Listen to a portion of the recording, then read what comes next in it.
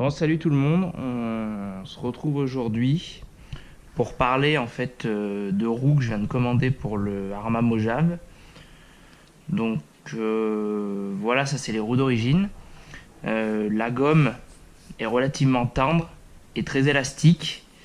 Je trouve que l'endurance est pas top et j'aime pas le dessin général de la jante. Donc sur AliExpress, j'ai commandé ces jantes qui arrivent montées pneus jantes collées, qui pour moi sont un peu plus jolies. On retrouve le dessin des pneus du Traxxas UDR, donc on sait même jusqu'au détail d'avoir écrit All Terrain, comme si c'était des BF Goodrich, sauf qu'ils n'ont pas marqué BF Goodrich. Voilà, le dessin bon est un peu plus de crampons, mais la gomme est plus dure, à mon avis ils sont plus endurants. Le seul souci pour pouvoir le monter sur le Mojave, c'est que l'empreinte, l'hexagone dedans, est trop profonde. Donc en fait, ce qui se passe, c'est que quand vous montez votre roue sur votre axe, ça vient toucher la fusée. Donc il faut faire une petite modif. En fait, il faut meuler ou poncer le plastique, histoire de descendre la profondeur de l'hexagone de l'empreinte pour pouvoir les monter. Mais c'est uniquement la seule modif à faire. Après, au niveau dureté, ils sont un peu plus durs, il y a de la mousse dedans. Et niveau endurance, c'est vraiment mieux, quoi. Je veux dire, j'en ai déjà fait avec et il n'y a quasiment pas d'usure. Donc vous aurez moins de grip, plus de glisse. Mais pour une conduite en short course, ça dérange pas trop, quoi. On voit qu'elles ont un léger plus grand diamètre, un tout petit peu plus grand. Elles sont un petit peu moins larges. Il y a 5 mm et je dirais elles ont 5 mm de diamètre en plus. Voilà, par contre elles ont du déport. On peut le voir à la forme de la jante. En fait. D'origine, le Mojave a une jante qui rentre, si je puis dire. Les branches en fait re-rentrent, donc il n'y a pas vraiment de déport.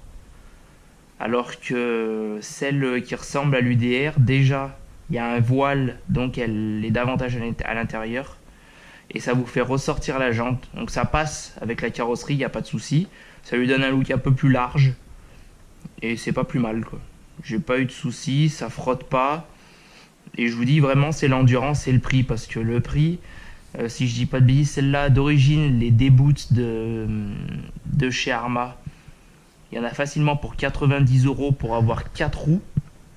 Alors que là, pour 40 €, vous avez 4 roues, quoi. Donc 10 € par roue, il n'y a rien à dire. Alors après, niveau solidité, je peux pas trop vous en dire davantage parce que j'ai pas fait de saut ou quoi que ce soit.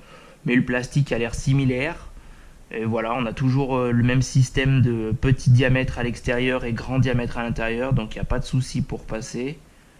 Et bon, il y a bien des renforts aussi dans la jambe. Donc je pense pas que ça pose de soucis.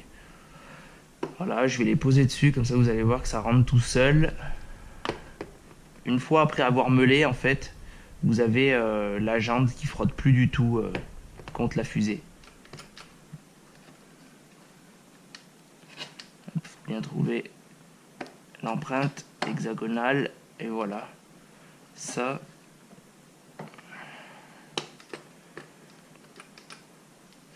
voilà ce que ça donne.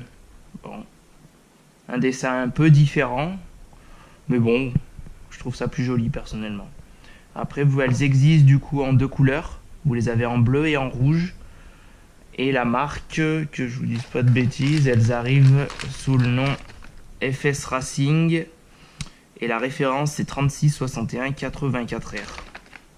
Voilà, sur AliExpress vous les trouvez en hexagone de 17. Et vous n'avez pas de souci pour les monter. Allez, ciao!